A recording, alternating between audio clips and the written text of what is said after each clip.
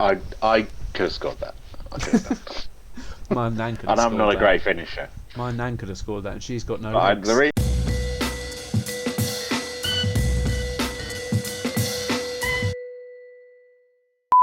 Hello everybody, welcome back to the Footy Fetish podcast with myself, Ollie, and my guy Harry.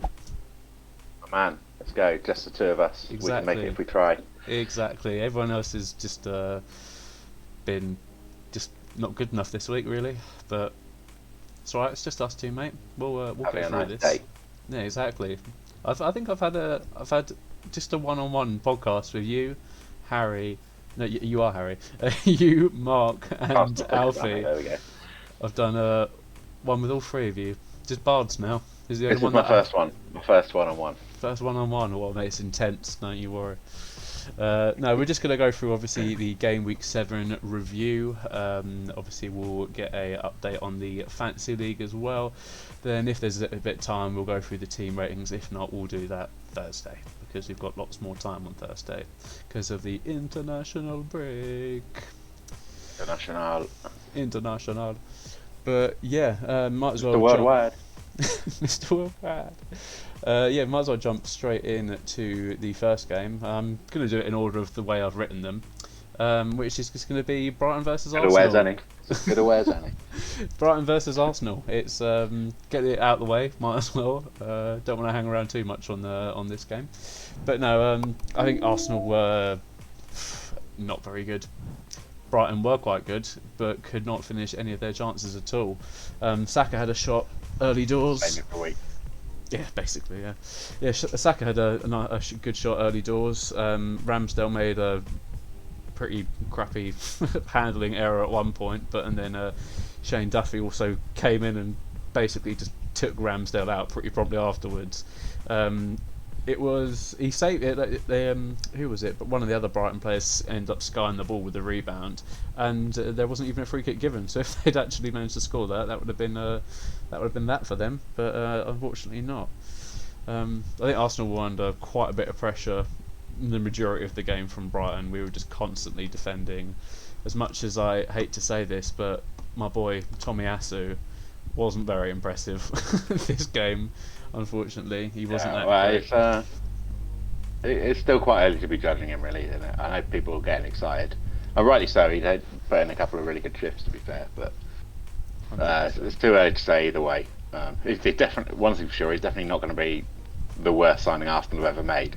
Oh no, don't worry. We've got there's a lot more. Yeah, there's a lot more to come. We've had not up there with Kim Kallstrom just yet. Oh no. Well, the closest signing to Kim Kallstrom we've had is Kieran Tierney because we bought them both when they're injured. Kieran Tierney's actually played more than about 5 minutes.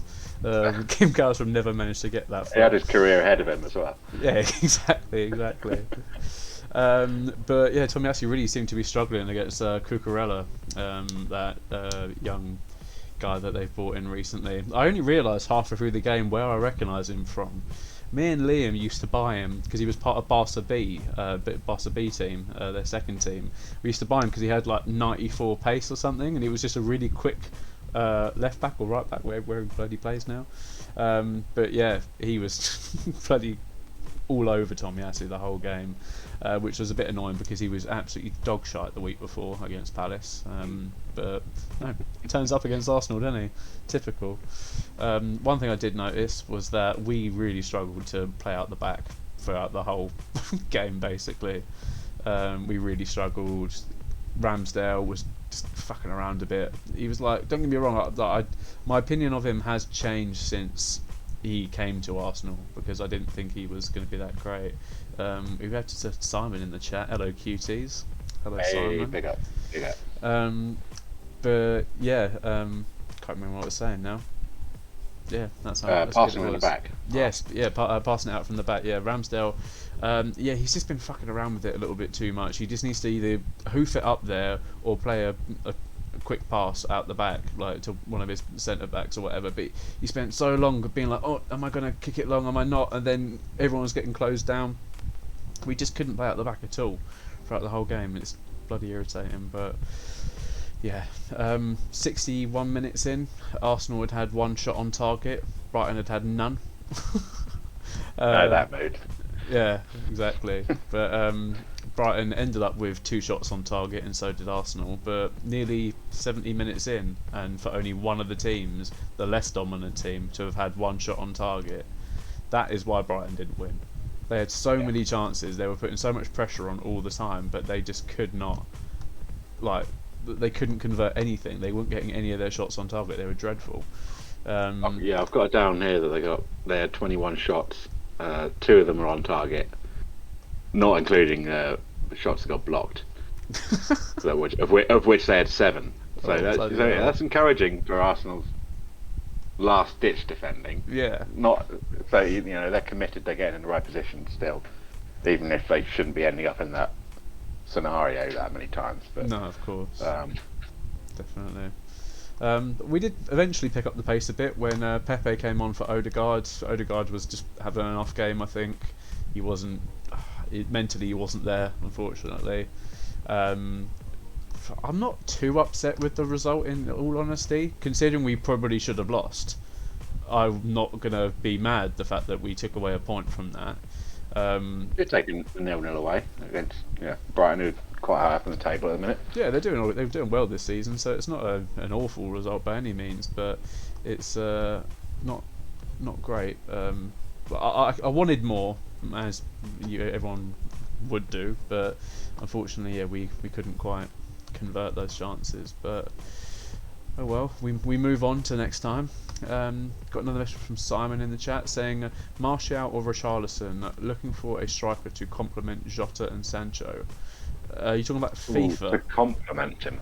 If you're talking about FIFA, then I would probably. I think it's got to be Richarlison. Yeah, well, yeah, I think in either way it's probably Richarlison. I think I'd take him in it. Yeah, I think I'd take him in all context. Yeah, Martial scored, but he's probably still leaving in January. So yeah, 100%. He's not got the energy that Richarlison has. No, not at all. The mental. Interesting comparison though, because Yeah. Simon said fair. He's cheaper too. There we go. It's a win. There you go. Yeah. Well, everyone's winning. Well, people pay extra for that Man United badge, don't they? No, of course, mate. There's always a little price hike on that badge. French as well, I guess. To be fair. No, exactly. Did you see any of the Brighton Arsenal game? Did you see any highlights? I or whatever? didn't. I'm not gonna lie. I do tend to skip the 0-0s unless I hear there's like a big talking point. Yeah. Doesn't sound like I missed much, to be fair. It was a good game, but it was a frustrating game. I've got to say, I was sat there at one point, effing and blinding, but like, what the fuck are you doing? Like, get the ball up the pitch. And I think because it was such a different Arsenal compared to the Arsenal that we saw against Tottenham, that it was just frustrating because we're like, okay, we've started the first 3 games really badly. The next 3 games, we're building momentum, we're getting there. And Brighton 0-0. It's a bit like, for God's sake. But I can't be. Another game unbeaten though. It's yeah, exactly. we took a point away. That helps. Exactly. 1 point's better than no points, so I'll take it. On to game number 2. Chelsea versus Southampton. Finished 3-1 to Chelsea. I think Chalobah's header to open the scoring was naughtily at 1 at the back post. Good to see. I think Alf had him in his fantasy team in game week 2. He didn't do very well, so he took him out for game week 3. And now obviously he's later down there. He's had a pretty good start to the season, to be fair. Yeah, exactly. But he's only playing when there's players like Reece James is out at the moment, stuff like that. He's not going to be in their full strength 11. Unfortunately, but he played really well throughout the entire game as well. He wasn't the only one. 2 people that I'll come on to shortly also played very well. Lukaku obviously had a disallowed goal but Rudiger had a really nice build-up play that kind of just ran through the centre of the pitch, just all the way through the Southampton players. It was unlucky for him not to manage to sort of I think it was Lukaku that was offside in the end or something, but yeah, it was unlucky for him and my fantasy team. He's a battering ram. I do really like Rudiger, to be fair. He's been on form this year Yeah. as well. One of the out of all the Chelsea lot, we've got Alf in the chat. Bloody hell! 2 seconds, Alf. Yeah, out of all the sort of everyone sort of looking at Rudiger at the beginning of the season, out of all the Chelsea lot, I would have probably picked him, and maybe one or two others, to say that they're probably not good enough to play for Chelsea, or they're not as good as the rest of the team. He's just properly shown us up sort of this year, and he's been proper on form. He's been my best fantasy defender, so yeah, decent. Him and Antonio, the core of the team. Of course, mate, of course. A couple more comments. Simon says, packed Sancho yesterday, well gassed. Love that. Alfie's is here. Well, he's not here, but he's in the chat saying, watching from work, let's go, lads. Where's Alfie, the fan favourite? Bear miss him. I don't know who you're talking about. I know Alfie, the one that everyone moans about, but I don't know the fan favourite Alfie. I know the fan favourites OG. I don't know anyone called Alfie. No, OG and H are fan favourites, I think. But no, not that Alfie kid, whoever he is. Hudson-Odoi definitely could have set up a goal early on. He went for goal, went for glory, and didn't decide to pass it for some stupid reason. I think it was Werner or something in the middle at the time, and that's probably why he didn't pass it. A little bit more understandable. But no, although Werner did have a good game. He did. I was about to say Werner finally gets a goal, and then it's disallowed due to a foul by Aspilicueta. But yeah, that's unfortunate. Thomas Tuchel got a yellow card for giving it all that. A couple of 2 managers did. I'll get onto that later. But 2 managers got yellow cards this weekend. But yeah, he was giving it all that to the ref, and yeah, eventually the ref had enough, so ran over and gave him the card. Chilwell gave away a very silly penalty. Definitely shouldn't have happened. I'm not sure if you would have seen that with sort of Alonso, in their full strength back line, sort of with Alonso. I think it's a bit of lacking match practice. I think. Maybe went in a bit rashly. Yeah, probably. He has, funnily enough, I did put it in the group chat earlier, he has actually now been called up to the England squad. Mainly due to the fact that obviously there's a couple of injuries. Calvin Phillips dropped out, Reece James has dropped out, and someone else. Luke Shaw as well now. Oh yeah. Is there Luke Shaw? I think he was still part of the squad. I'm not sure. But yeah, Ward-Prowse managed to convert it from the penalty. As I say, they shouldn't have had that chance in the first place, but these things happen. Bang the penalty in. Did you see how it cannoned back up that penalty? Yeah, he proper went for it. It was also then a terrible tackle from Ward-Prowse to get the red afterwards. Yeah. I've got a question for you though. Is VAR proving how bad some referees actually are for missing so many of these decisions? Because in the last couple of weeks, VAR has picked up on so much that the refs have missed. Like quite obvious stuff as well, not just things that are a bit like, oh, you could have only really seen that if you're watching it back in slow-mo, but there's so much stuff that's happened over the last couple of weeks that refs are just completely missing. I think it might be sort of having a negative effect on the way that refs are now perceived. I don't know how sort of you definitely, which is strange considering it was brought in to help the referees. In kind of a way of acknowledging that the refs don't see everything and stuff. But I mean, I'm still anti-VAR, but I think they could definitely, one ref amongst 22 players is ludicrous, because their eyes are going to be darting about trying to check everything all the time. I used to ref. It's not easy trying to keep your attention focused. There were times when I was just running about the pitch, something would happen, I'd be like, oh, shit, I wasn't paying attention. I mean, these refs will be paying attention, obviously. Yeah, I was going to say, these are professionals, but... But yeah, I think maybe it's the addition of another ref on the pitch or something. Because it is bizarre now. For instance, the linesman told not to raise the flag until so after and they've still scored. and still all the player defenders, their initial reaction is to look over the linesman, stick an arm up as if like the linesman in his head might be thinking, I'm pretty sure that's offside, put in a player and then signal after or whatever.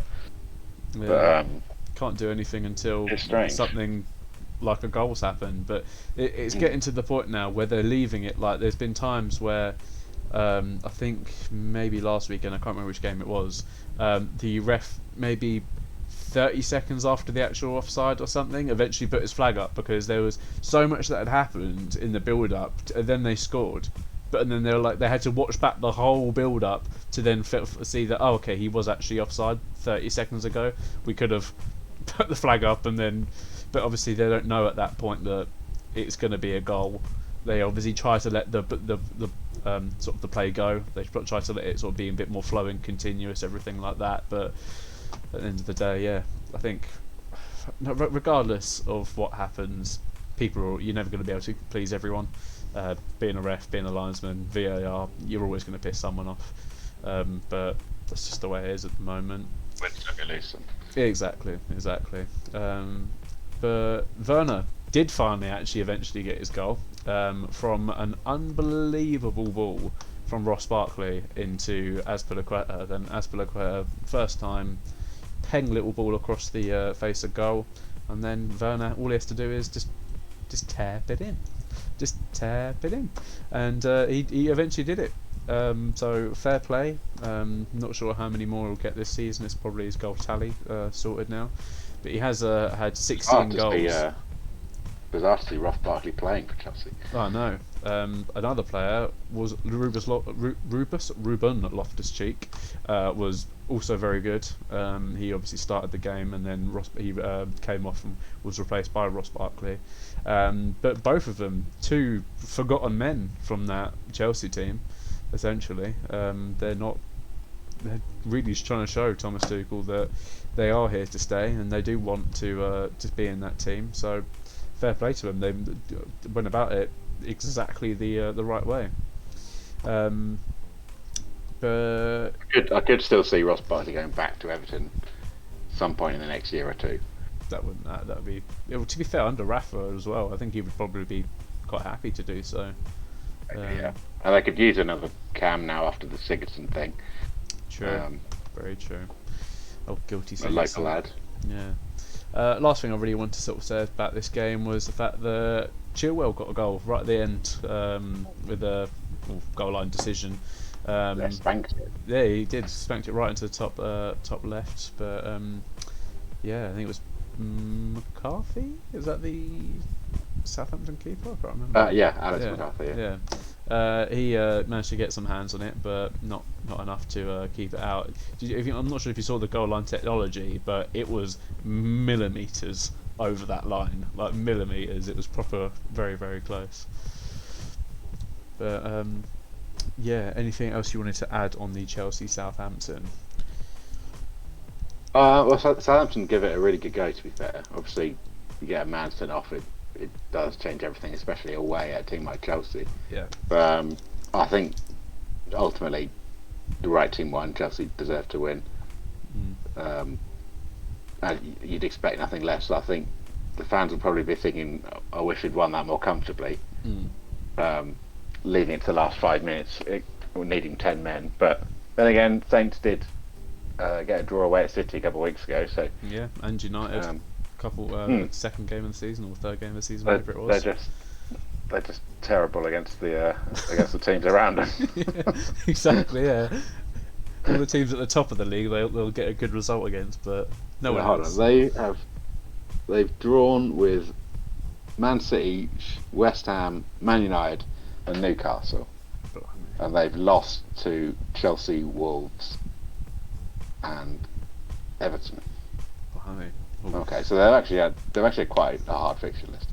Yeah, well, Chelsea and Everton are doing well this year. Wolves not so much, so they probably could have and should have won that Wolves game, but it is what it is. One last thing I did want to say about this Chelsea Southampton game is that we got a message from Mark in the group chat about I think just as the equaliser went in for Chelsea. Saying about the fact that he called the result and everything. But Mark, there's still a good half an hour left of this game, mate. Yes, yeah. And then lo and behold, 3-1. There we go. That You can't. was why Ward-Prowse got sent off and Chelsea scored 2 more goals. Exactly. I mean, even Werner scored after Mike saying that. That's how much he tempted fate. God. Right, on to United versus Everton. Finished 1-1 in the end. I think this was a very a poor game. A poor game from Ole anyway. He wasn't very very pleased. He did have a stinker, proper stinker. Cavani started, good for my fantasy team. He was sat on the bench though on my fantasy team, unfortunately. But he actually did nothing. Nothing the whole game. I think he came off after like 57 minutes or something, replaced by Ronaldo. Understandable. He only got me 1 point, but he was sat on my bench, but that's fine. He had a good early headed chance. Should have scored. Didn't. Just went straight at the keeper. Not really good enough, to be honest, but is what it is. He's been out for a little while now. He's been out of favour anyway by Ole, and I think he did have take a knock a couple of weeks ago as well, but yeah, it's just not good enough from Cavani at the moment. I think he's being kept out of the team by so many people. Obviously Ole is just looking to change things up and get some sort of result, but it doesn't seem to be the right way forward for him at the moment, starting Cavani. So they're just going to have to go back to starting Ronaldo and Greenwood, I guess, and then when Rashford comes back from his recovery, then who knows what they're going to do. They've got options, but it's just which options they go for, to be honest. I mean, I think rotating does make sense for United, but what I think don't make sense is taking Ronaldo and Pogba out of the team when you need a win from this game. Yeah. Ronaldo and Pogba out of the team for Cavani and McTominay or whatever it was. Exactly. Yeah. I mean, he's starting Fred and McTominay, and he's disappointed not to win the game. Yeah, speaks for itself. Not surprised. Yeah, you're not surprised. Damari Gray had a really good shot from outside the box quite early on. I think it was maybe 10-15 minutes in. That was saved by De Gea. He's only going strength for strength at the moment, I think. Gray. He's probably expected to do absolutely nothing by a lot of people, including us. We did rip into Everton quite a bit in pre-season, saying how they're going to be awful and not very inspiring signings with Townsend and Damari Gray, but they seem to be doing very well with and their best 2 players. Exactly, literally. Townsend is their top goal scorer at the moment. He obviously did score again, and did the whole Ronaldo I mean, that goal was brilliant. Absolutely brilliant counter-attack. It was unbelievable. Damari Gray to keep the ball, to win the ball first of all off whoever it was on the United wing, and then to just keep going. Eventually popped it into Kure, who then teed it up for Townsend. Who's also been excellent this season. He has also been excellent this season, you're right there. But yeah, Townsend, his celebration, I loved it before he just said it was out of respect. I was there for the shithousery, man. I was there for it, but he said it was out of respect because he was such an influential player and he spent hours and hours spending time on the training ground trying to sort of emulate his free kicks and do that sort of stuff, and it was more a celebration. The main problem I had with it is that he didn't land cleanly. Such bad form. Walking back, I was like, what? Such bad. His arms were back when he was still in mid-air, but it was terrible form. He needs to be. Well, if he's going to do it again, he needs to work on that. But yeah, he went up to Ronaldo at the end. I'm not sure if this is just rumour, but he was talking to Ronaldo after the game. Ronaldo just head down, just walking away or whatever. Rumours that he was asking Ronaldo for his shirt, and Ronaldo just didn't respond and walked off. But I'm not 100% sure how true that is. It certainly looked sort of that way, but you can never be sure. You can't actually see what they're saying, so who knows?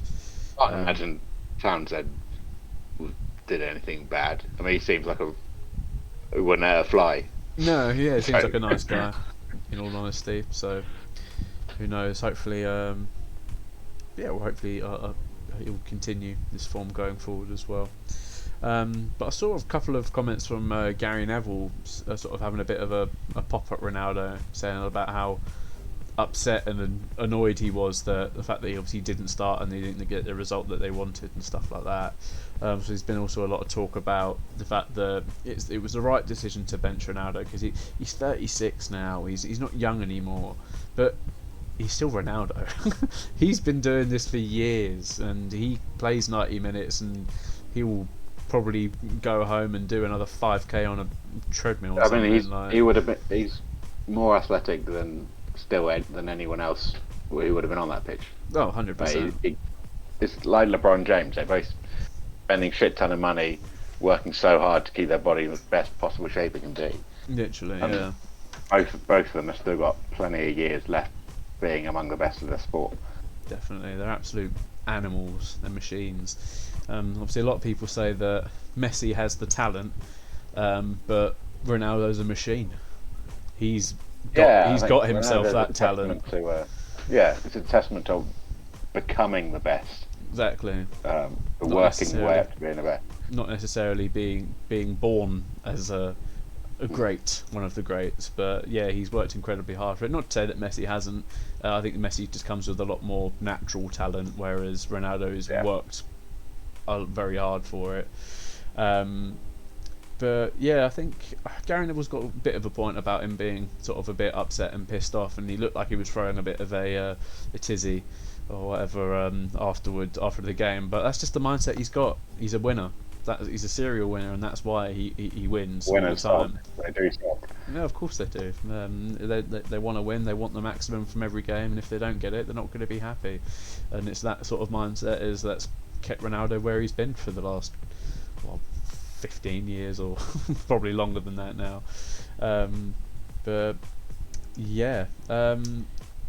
Well, the last thing I was going to say about this game, Everton looked to have snatched the win at the very end with a Yerry Mina goal, but it was just offside. Again, not picked up by the linesman or the ref, but by VAR. Obviously, it was Tom Davis, I think, that popped the ball into him. I think if Tom Davis was more of an attacking player, he would have probably just gone for that himself first time. I think in the end he made the right decision to square it for Mina, but unfortunately Mina was just in front of the ball, so yeah, wasn't meant to be this time. But I think Everton did walk away from that game a little bit disappointed, as much as they would have been happy taking a point away from United at Old Trafford, but they probably could have had all three points at Old Trafford.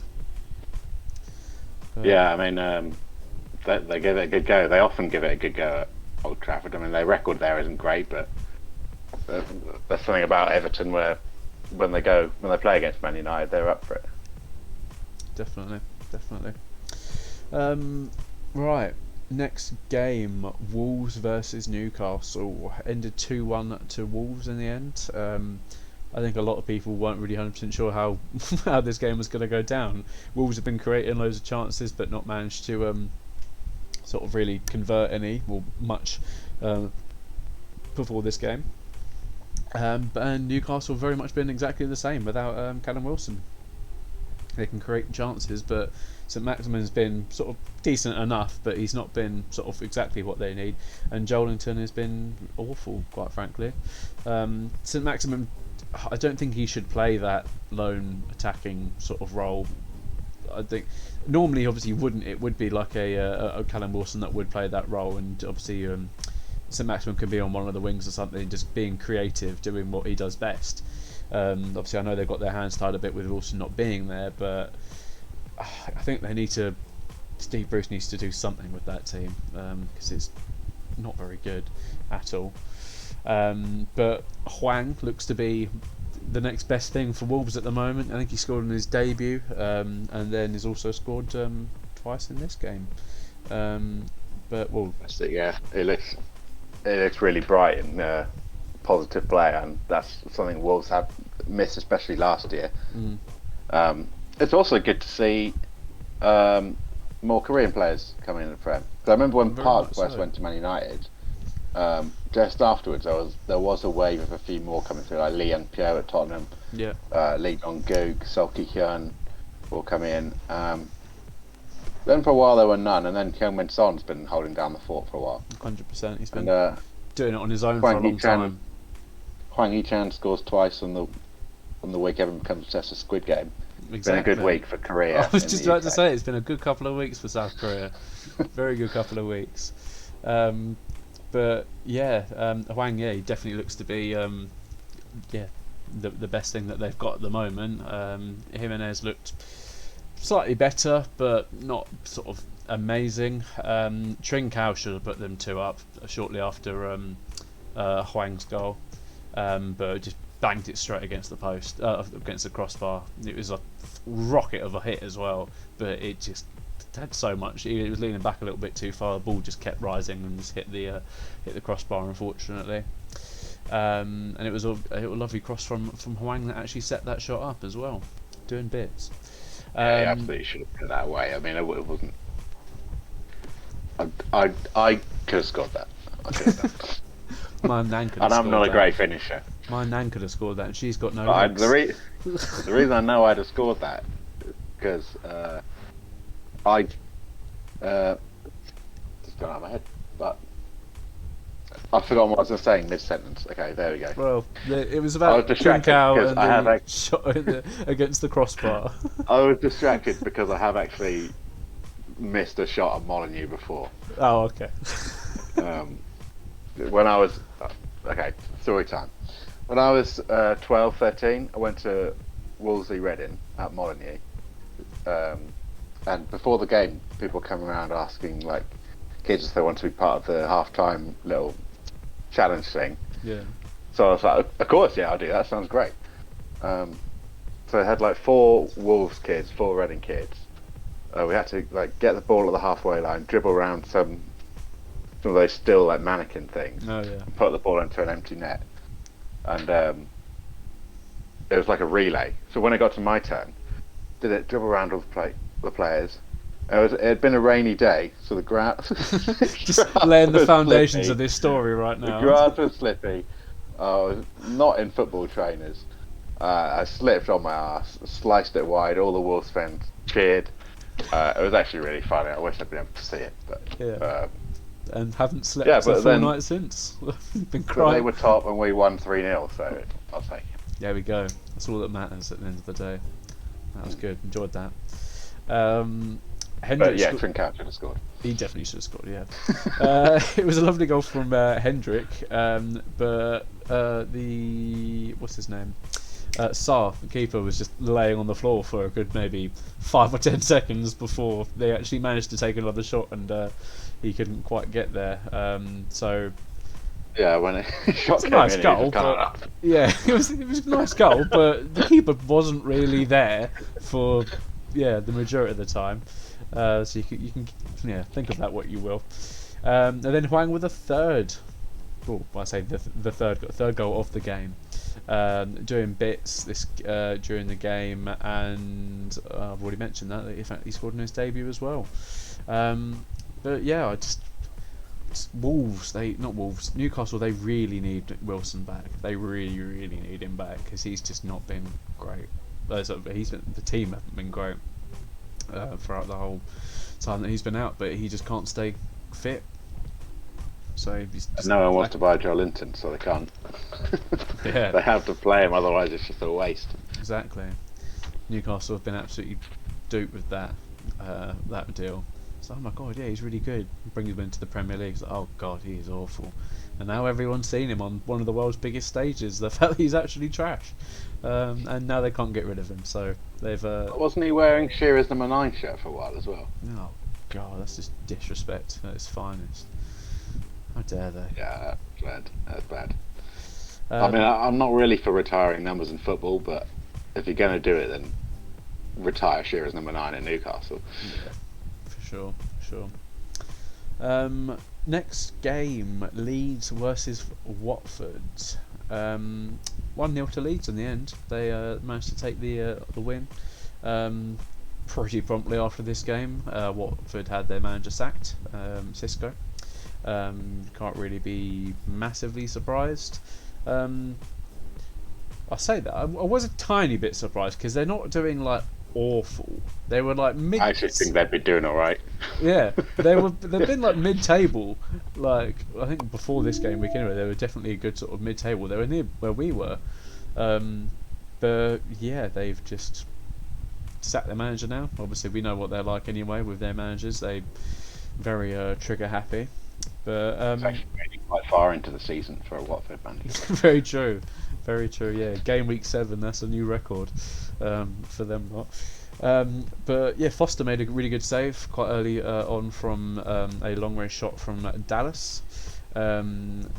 It was a double save actually. He then get a sort of a foot on it afterwards for the rebound to manage to take it away from him, and for Dallas, who was sort of also following it up.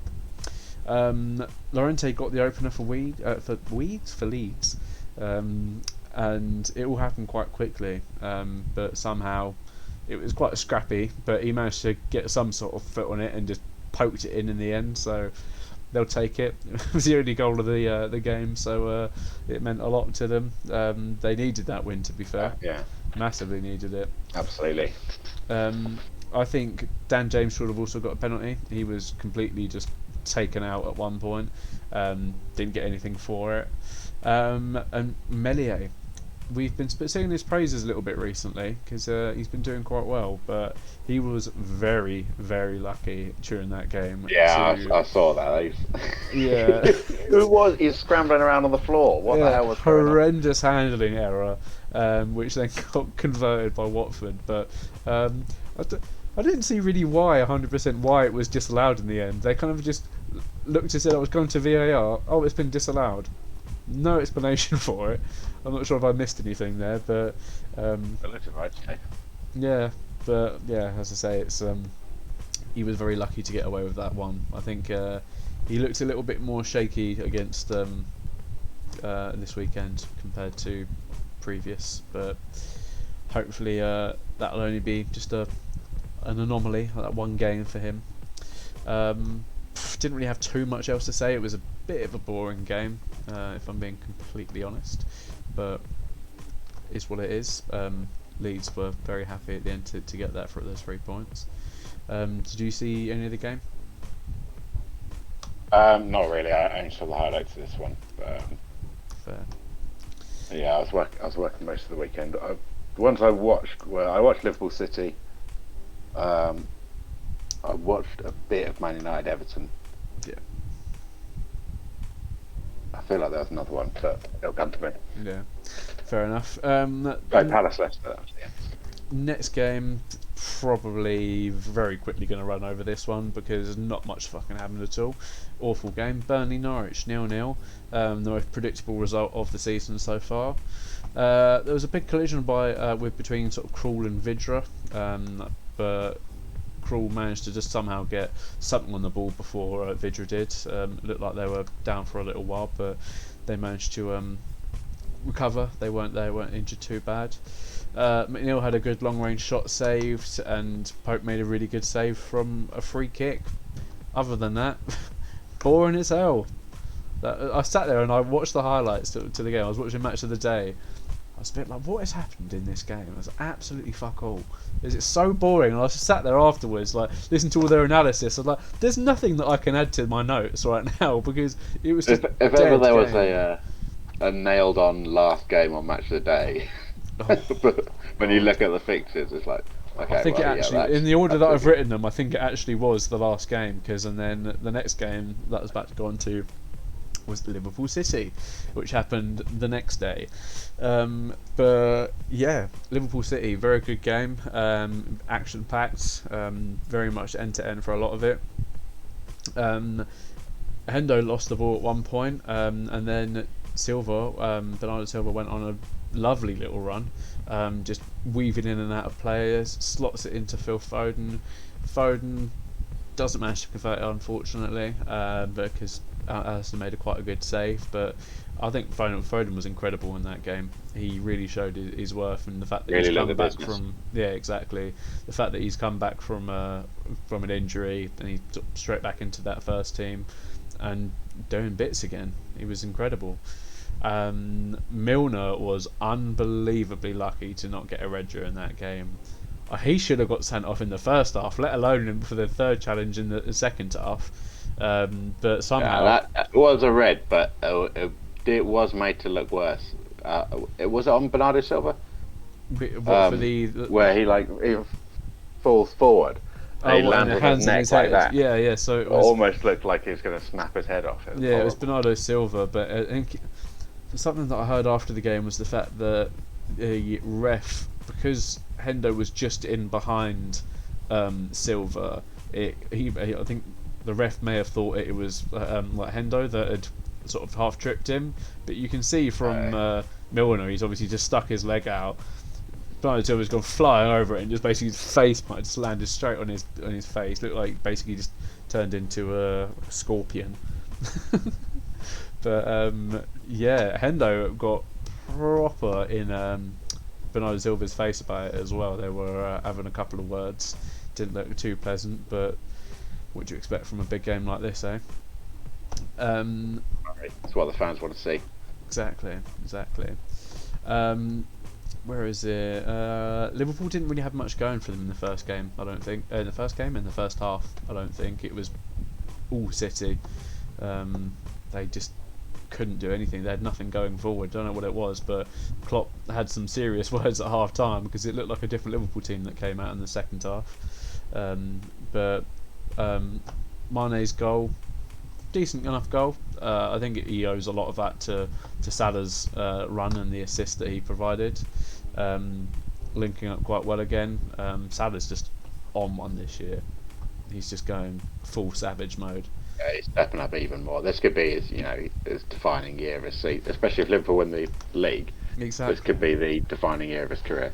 Exactly. We obviously I'm not sure if you were on the episode where we did the team of the year. So I'm not sure if it was me and Bards, basically. I think it was me and Bards that said that Salah didn't deserve to be in team of the year, and Alf and Mark were fuming about it. For last season? Yeah. Right, but we're on the sort of the argument that he hadn't had a Salah season compared to previous seasons.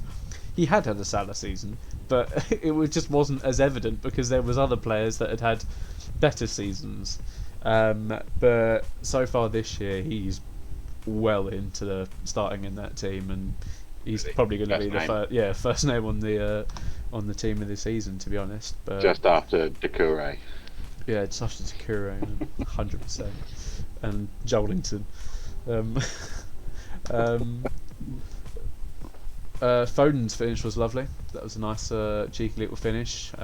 He looked pretty pleased. It was very with himself. Mason Greenwood-esque. It was. The two Manchester lads. Great assist from Jesus to tee up. What's it called? Foden as well. It's good to see him. I think Jesus is definitely coming into a bit more better form now, where they're playing sort of Grealish as essentially like a striker, and they're playing Jesus is sort of more of a winger. It's bizarre. It is weird, isn't it? I've got no strikers. Yeah. One striker at the club, Gabriel Jesus. It's like, I'll put him on the wing. Yeah, I'll put him on the wing, and I'll put our number 9 as a striker. I'll put Cam as a striker, but who knows? Seemed to be working. You can't really can't really argue too much with his logic there. Salah absolutely destroyed City's defence when he scored that goal.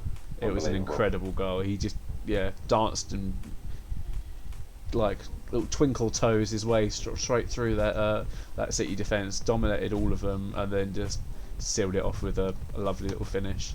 Not really much that Ederson could have done about it, really. He managed to just, as I say, get straight through all the City defenders, who aren't like bad defenders by any means. I thought Cancelo had a really good game. He did. But like both the goals came down from Salah on the right hand side. Yeah, exactly. Pep was the second manager this weekend to get a yellow card, along with Thomas Tuchel. He was giving that to Mike Dean on the sideline about, I think, when Milner. Don't blame him. No, 100%. When Milner didn't get a red in the end, he was just given it a load of stick, and got a yellow. Kevin De Bruyne equalised with a tidy little finish, but it did go off Matip. You can see in sort of the replays, it comes off Matip, completely basically just deflects the ball in an opposite direction of Alisson. Not really too much you could have done about it, but you've got to be there to score the goals at the end of the day, and KDB was there. He was there. Rodri had an absolutely mega save against Fabinho. Oh my god! Towards the end, how on earth Fabinho didn't score that is mad.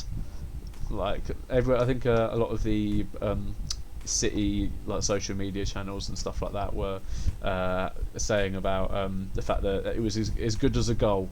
That sort of save. I was a bit like, it saved a goal, so won him a point. Yeah, 100%. 100%. Exactly. But City are really missing that centre forward. I think that striker centre forward role. Grealish, he's good, but I don't think that role really suits him. I think he suits sitting sort of just behind. But other than Grealish, who they're going to put? They're not going to put Jesus there now if he seems to be playing better on the wing. They need that centre forward at the moment. Obviously, we know they tried with Harry Kane during the summer, couldn't manage to get it through. But I'm interested to see if they try and pick someone up on the cheap during January just to tide them over and potentially help them win the league this year. Because it could be that exact thing, the lack of centre forward that really will make or break City's season. They could definitely lose the season due to the fact that they haven't got that one person up there that should be converting goals. You could stick someone pretty mediocre up there that they just get fed all game so many balls that they can just... Yeah, and if they got De Bruyne, Grealish, Sterling, Mahrez, Foden creating chances for them, exactly. It's a piece of piss. For any finisher, it's going to be a piece of piss. Exactly. So I wouldn't be surprised if they try and take someone cheap or something in Jan just to sort of tide them over. But yeah, I think it was a really good game in all seriousness. They wasn't... Sometimes with these big games there can be all this sort of build up to it and all this the hype around the game that ends up being quite boring. But I think City, as much as it was a draw at the end, City were probably the better team over the course of the full 90. They looked incredible. They did also play very well against PSG the other day. Obviously lost that game, but they've been good the last few games, really good, but they haven't necessarily got the results that they wanted, unfortunately. So as I say, if it is that centre forward that is missing for them, they need to do something about it in Jan. And these games can come back to bite them. Champions League and Premier League. Definitely. Winning, you got to beat the big rivals. Otherwise, you're even just like one or two losses against those teams, and you're out of the title race. That's all it takes, literally. But yeah, not really too much to say about the Liverpool City game. Unlucky for both sides. Both of them could have won it at the end, but I think, like I say, Liverpool really didn't turn up in the first 45, so who knows, if they had, they could have snuck the win. But decent result. I do find that fixture does tend to... I can't think of a game between them that I've watched and been disappointed by. Yeah, definitely. They do just both go at it, which is... you don't see very often among two big teams. Definitely. That's what you want to see in football. Yeah, exactly. I think it was Bards in the group chat that said he wasn't here for the Pep Klopp, all the attention around them at the end of the game, where obviously they were hugging and shaking hands and laughing and everything at the end of the game. He's just saying he thinks it's a bit forced and it's all for the cameras. I think. How do you perceive what happened? Sort of what went on afterwards. I would say I lean more towards what Bard is saying. In that I don't care what they think of each other. I want to Unless they're really getting riled, I will watch that if they don't like each other. Yeah. But I don't care if they're mates, if they respect each other. Yeah. Like, No, I well, I agree, mean, to be honest. you should respect every other football manager, but Yeah, I think because they've had some good sort of games in the last few years. Like you said earlier, it's very much there's a lot of respect there between them. You can tell that it's not just in the Premier League where they played against each other. Obviously, Bundesliga with Klopp at Dortmund and Pep at Munich. They've done it for years now. They must know each other on a closer level compared to some of the other managers. But they are two of the Wenger and best. Ferguson were like that, but they didn't. They never showed it. Oh, Not yeah, very true. not on public. No. They never showed it because from what I hear, they were like, after games and stuff. They would always sit down, have a drink afterwards. Like it got on quite well, but Yeah, that's the thing. Football's changed.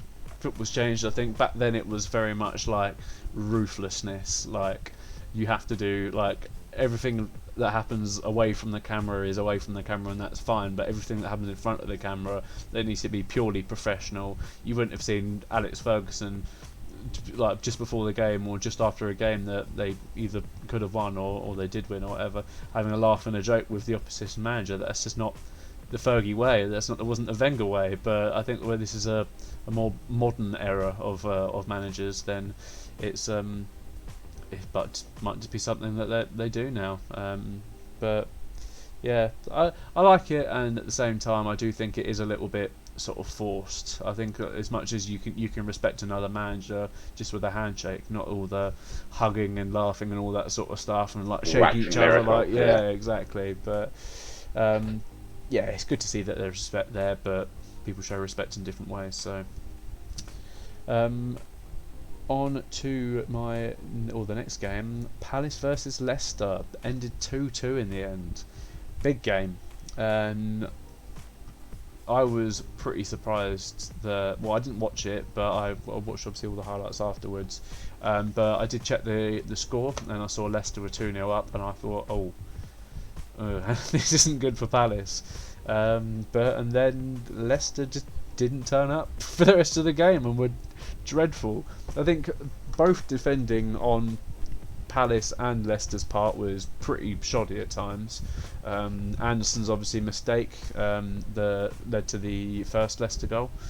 Bad defending from Palace for the second goal again, and then both equalisers for Palace from Leicester were dreadful defending from Leicester. They just couldn't seem to get the ball out.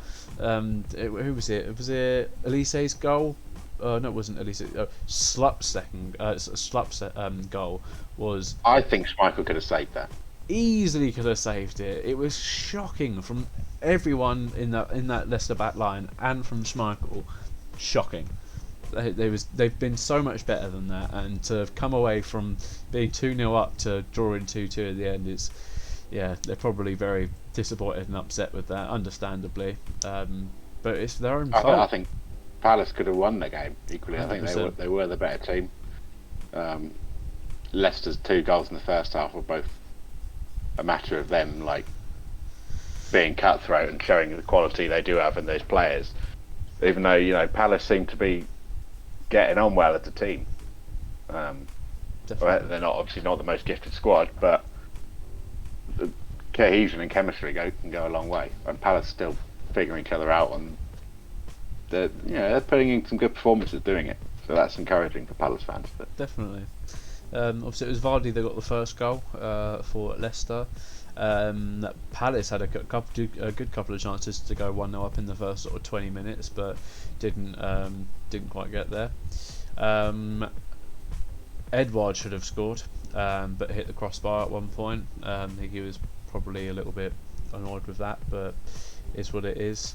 Elise, your boy, an Alf's boy, got a goal after a couple of minutes of him being on the pitch or something. Yeah, brilliant. Yeah, exactly. Very good. Good to see. I don't think the goal was an amazing goal. I think it had a bit of a deflection, came back to him, and he just had a bit of a free sort of area in front of him where as long as he hit the ball, chances are it would have gone in. Finished it off confidently. That's what I like to see. Exactly. But yeah, like I said, Schlupp scored with his second touch after coming on against Leicester. Nearly scored with his first touch, but not quite. So he settled for the second. And then had another good opportunity late on to actually nearly seal the win for Palace, but unfortunately it wasn't meant to be. I think it was a very entertaining game in the end. I thought, like I said earlier, seeing Leicester 2-0 up, I thought, oh, this is it now. Like, game over for Palace. They're not going to be able to come back. And little did I know, after being bombarded with messages in the WhatsApp group, in the fantasy WhatsApp group, all I said was, "What do you say?" And then Ollie's favourite player, Schlupp, was a bit like my favourite player. I did name my fantasy team after him a couple of years ago. 2 goals, 1 Schlupp. But not bad. yeah, not bad. I have realised over the last couple of seasons, the last 3 seasons, 2 of my fantasy teams have been Palace related. 2 goals, 1 Schlupp, and Crystal Palace. Yeah. Fair. They lend themselves. Exactly. They tee themselves up for the jokes, to be honest. But yeah. Anderson did they make that mistake for the first Leicester goal as well. It looked like he was just a bit flustered by it, really. Obviously, it didn't end up being the worst thing in the world because they did still get a point. Who knows if he hadn't made that mistake, Palace could have 100% got the win there. But yeah, you never know with those sort of situations, to be honest.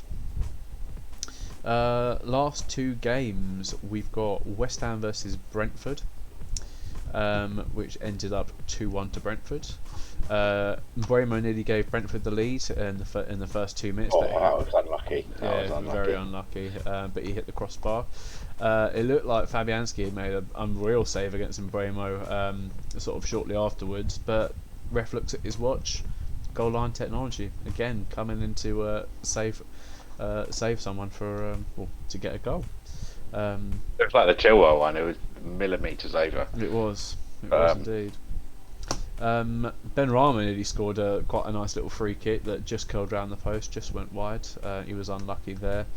And Raya for Brentford, their goalkeeper, I think he's a little bit of a dark horse. I think he's definitely kept Brentford in it for a long time during this game, because it looked like West Ham were definitely the better team, and they looked like they were just going to walk all over Brentford. After the first goal win anyway. They didn't look too confident after that, but West Ham had quite a lot of chances that they could and probably should have scored, but yeah, Raya really kept him in it for a lot of the time. He's been a top keeper ever since Joe Bryan made him look an idiot in the playoff final for Fulham. He took a free kick and Raya was like quite high up, expecting him to whip it in, but he just shoots from like 35 yards and it's directly into the goal. And this in the playoff final, that was the goal that sent Fulham up. Jeez, isn't he? He's quite young, isn't he, Raya? Anyway. Let's have a look. He does look quite young. 26. Okay. Oh, okay. Fair enough. I type in Raya and it pops up with a dating app. Okay. Yeah, apparently so. Are you into Brentford goalkeepers? We have an app just for them. I swiped one person and there's no one left. Oh god. It was a decent finish in the bottom left corner from Bowen to level the game. And then who else but Visser comes on late and gets a late goal and manages to secure all 3 points for Brentford. I quite like Thomas Frank, the Brentford manager. I think he's a bit of a laugh. He's got some comedy about him as well. He was asked about Visser after the game, bringing him late on, and he basically joked and said, "Yeah, it was because I'm a genius." Just flat out just said it to a reporter. Yeah, exactly, and that's what I quite like. Sometimes when you see managers, obviously I know Brentford aren't doing too badly, but you see managers come from sort of the Championship or whatever up into the Prem, and then there's obviously a lot more light on them, and they just end up being a bit sort of shy or reserved and just not really just don't really have a personality about him. But yeah, he seems to have a proper personality about him. I quite like him. Every single interview I've seen of his, he's always said something that's been quite positive for him. So yeah, big up Thomas Frank. West Ham, I think, were a little bit unlucky, but like I said, they did have quite a few chances that they should have scored, but unfortunately it wasn't meant to be. Not this week anyway. They weren't at the top of their game.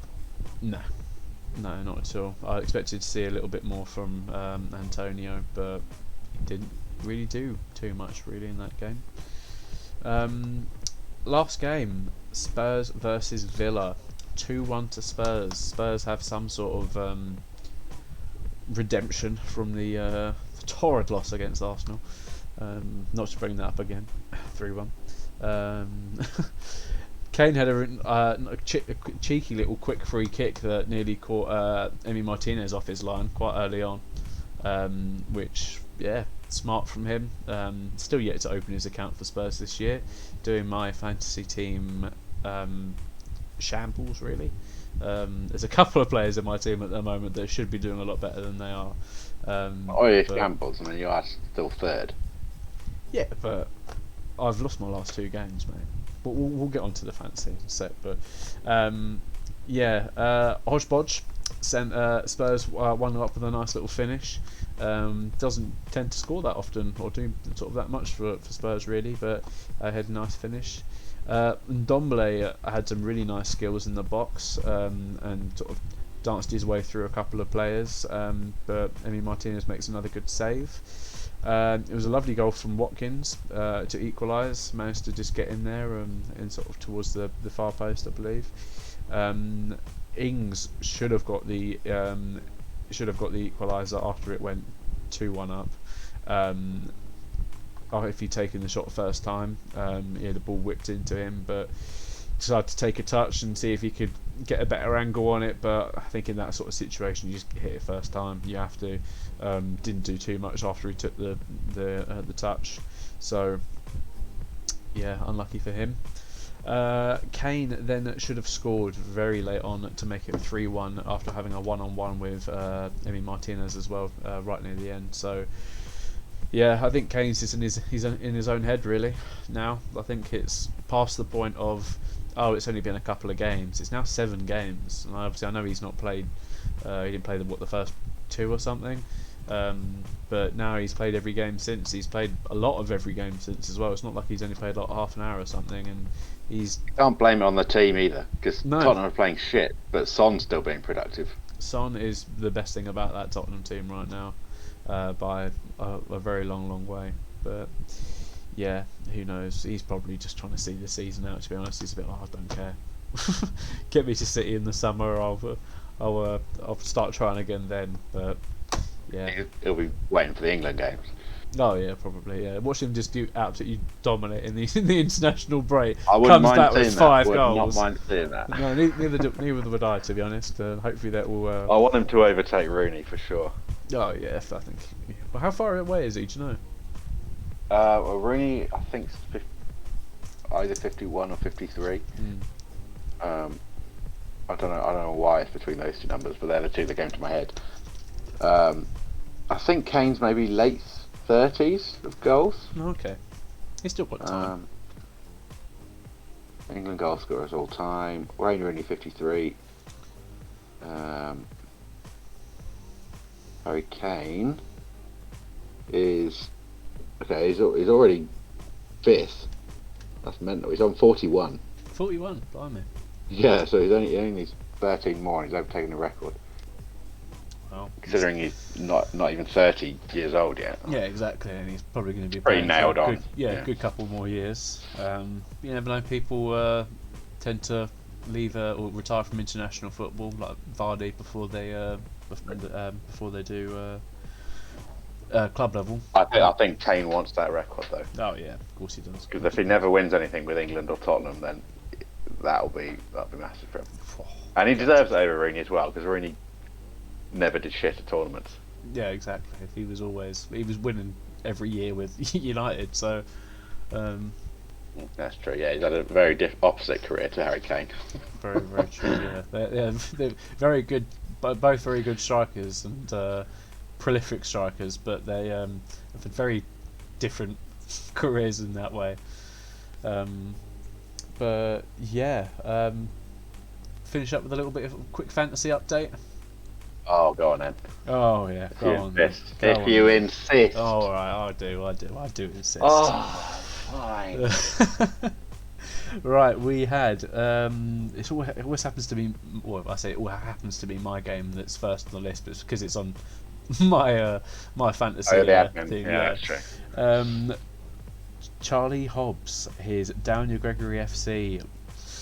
He beat my 420 Blaze Matuidi 41-21 this week. I was just that big win. City Liverpool game. Every goal that was scored, I just lost more and more points because every player that I needed to get points and score didn't. And I thought, you know what, Liverpool 1-0 up now.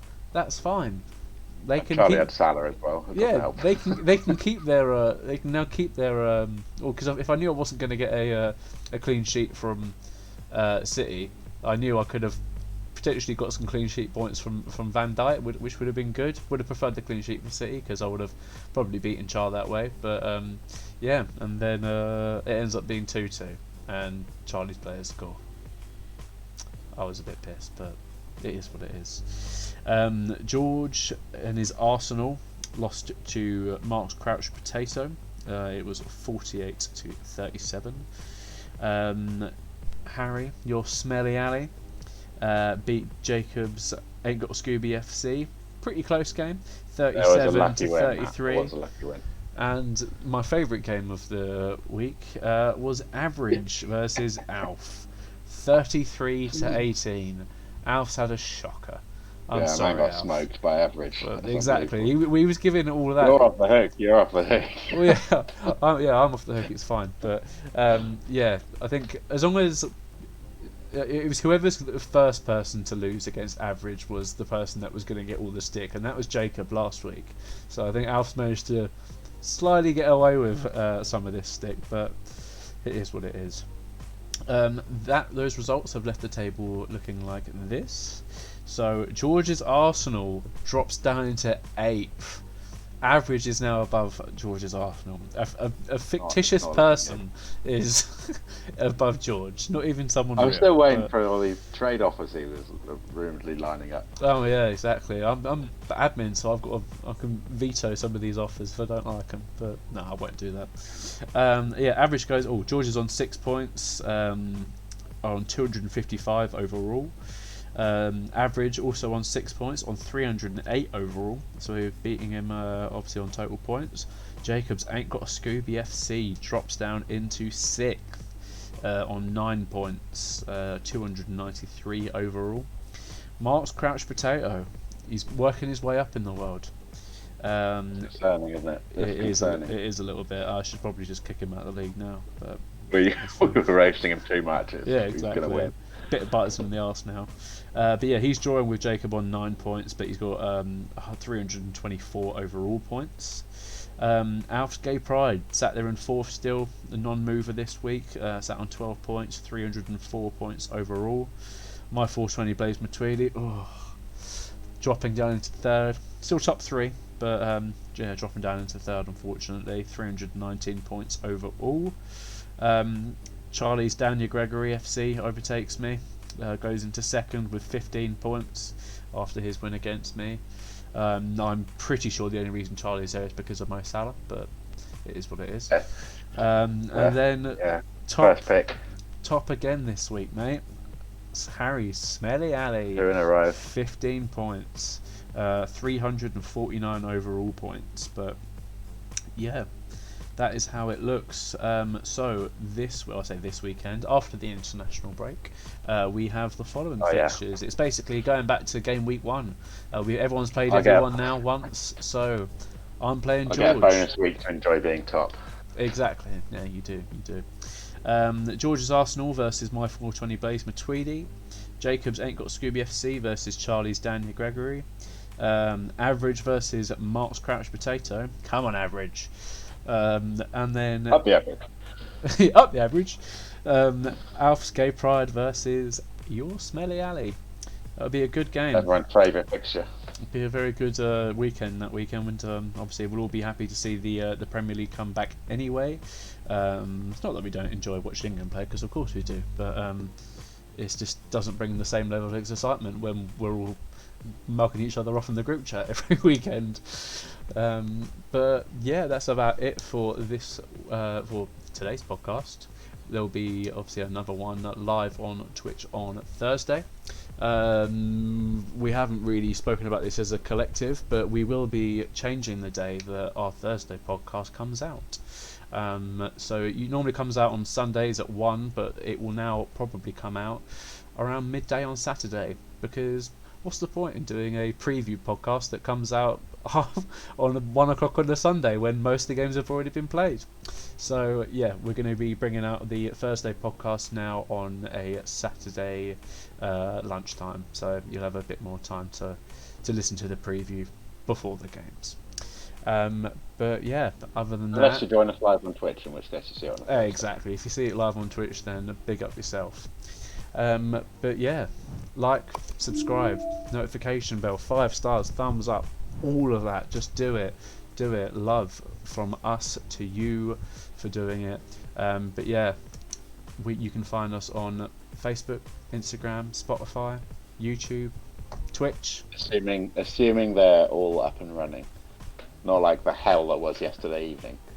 Oh yes, where, yeah. Where everything went down. Exactly. I don't use Facebook, so I didn't miss that. But luckily, I still had to do. What was I doing? I was in the middle of watching something. I was watching films. I was doing something that basically didn't require me looking at like social media for a good few hours yesterday. Otherwise, I was probably just going to be sat there like refreshing, being, "What's going on?" But no, it was fine. It was fine in the end. We're back now, so it's all good. But yeah, thanks for joining me, Harry. We'll see you on the next one, whenever that may be. You're not around on Thursday, are you? I'm not. I'm afraid. It's just I think it's just another 2-man podcast on Thursday. It's me and Alf. Oh, you lucky people. But yeah, thanks for joining us, guys. We will see you on the next one. Peace out. Bye, Parasite.